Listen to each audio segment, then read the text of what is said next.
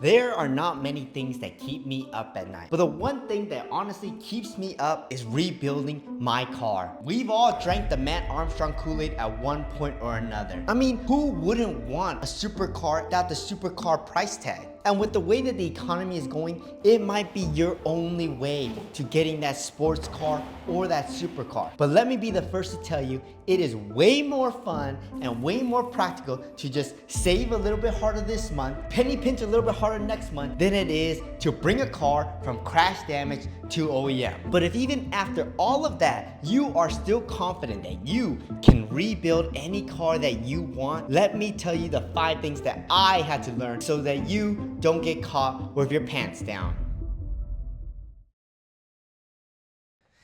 Now, the first thing that I wish I knew how to do is how to source parts. You want to be looking for parts that are fair and a good deal. And the first thing you want to do is section out all of your parts into 3 sections: exterior, internal, and electronic. And I'll explain why electronic is in its own section. For exterior, these are going to be your most abundant parts, and that's why you want to go to Facebook Marketplace. These are where you're going to have more amateur parters, where they're kind of feeling out the market, seeing where they want to do it. So you are going to take advantage of that, and you are going to lowball the hell out of them, and hopefully one of them accepts. And if you can't find your part, you want to go move on to eBay. eBay are where all of the elite, they know where their parts are priced and they know where to get you at it. But they have still good deals that you shouldn't just pass up for no reason at all. And if worse comes to worse, then go to the manufacturer. 9 times out of 10, they're going to rob you, but it's okay because you want your car running well. For interior parts,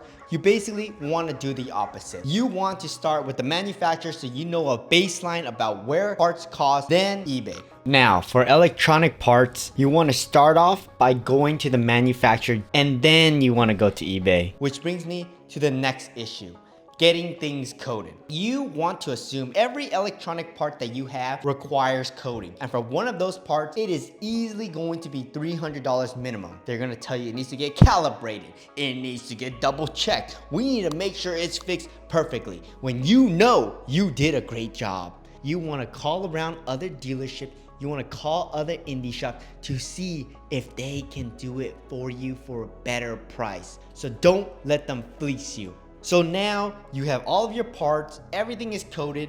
How do you know how to put it back together? Well, here's the fun part.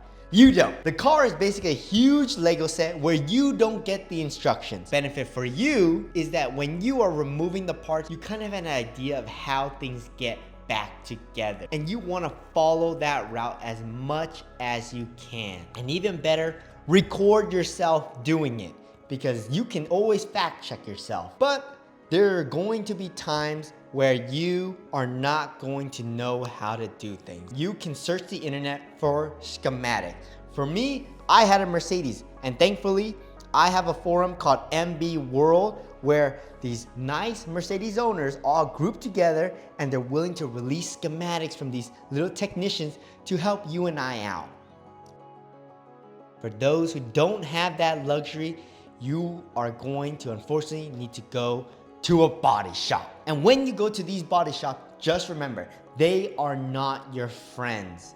They are a business. Be extremely wary of the ones who are always so nice, so comfortable, the ones who can put you at ease. These are the worst ones. I went to a body shop, I got put at ease, and you know what happened to me? Look at this garage. You want to know why there's no decorations, no bookshelves, nothing to make this look good? It's because I got rinsed at the body shop, okay? I'll admit it. And I don't want that to happen to you. So this is what you're going to do. You want to get multiple quotes. And you want to be very careful about what they quote you, because they're always going to tell you, oh, it's going to add a couple extra $1,000. You want to make sure you tell them, don't do any work until I authorize it. I personally just lowball the hell out of them. I tell them, well, I actually only have $2,000 for your $4,000 repair. So just give me the bare minimum. And you might be asking yourself, well, if you lowballed them, how did they get you rinsed? Well, I decided that I would source the parts for them. It was gonna be $4,000, all parts included. And I thought I was doing a pretty good job sourcing parts, getting them pretty cheap. So I thought I could do something better because they were only going for OEM. I was getting with OEM and a little bit of used. Who doesn't like a good deal? So I gave them all the parts, and then when my car was ready, turns out they started looking at me and started asking for the full $4,000, which is crazy because I gave you all the parts. So how does it still cost $4,000? They start telling me, well, the guy was in the back of your car doing this and this, doing what other acrobatics, whatever the US figure skating, that's what he was doing in the back of your car. And I start looking over. And this is when you hit them with the low ball. Honey, I only got $2,000. I can't pay your $4,000.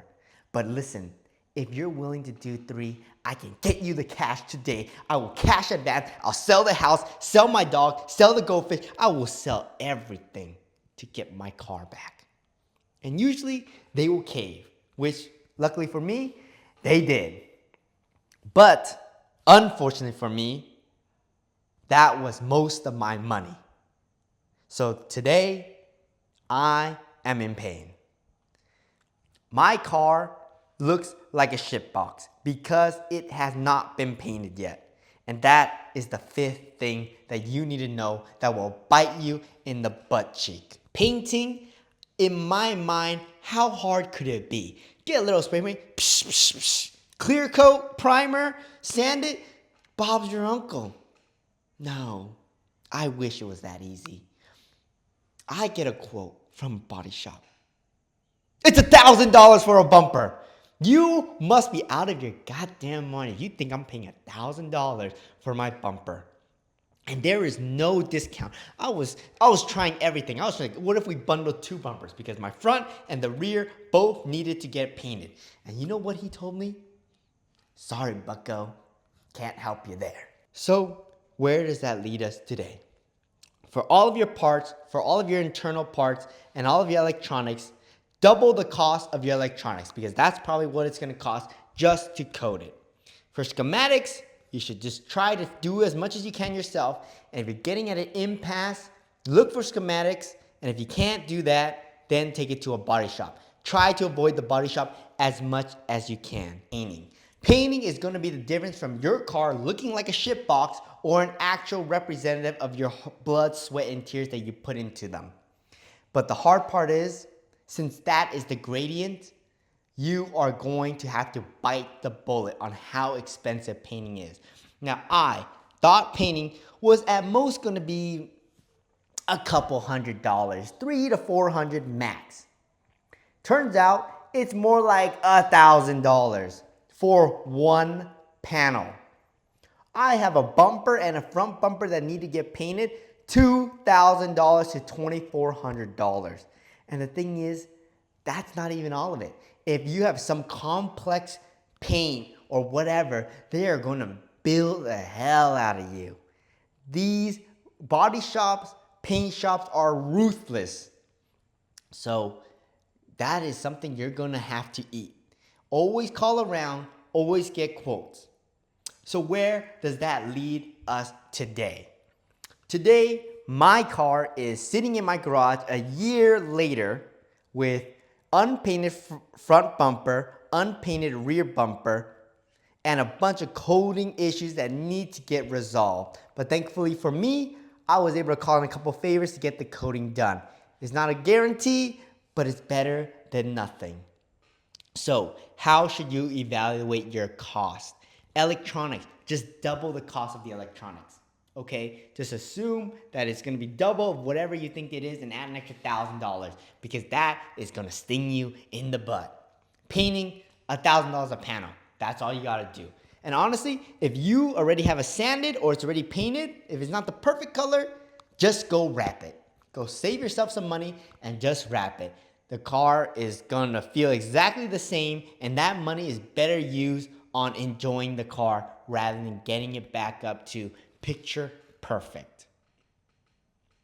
Well, that's gonna be it for me. I hope you all have a great experience rebuilding your cars. And I know I was pretty cynical in the beginning, but honestly, you should try, at least. Because who knows, maybe you can have the experience, maybe you can turn into the next Matt Armstrong. I love all of you. Have a great day, and I wish you all the very best. Goodbye.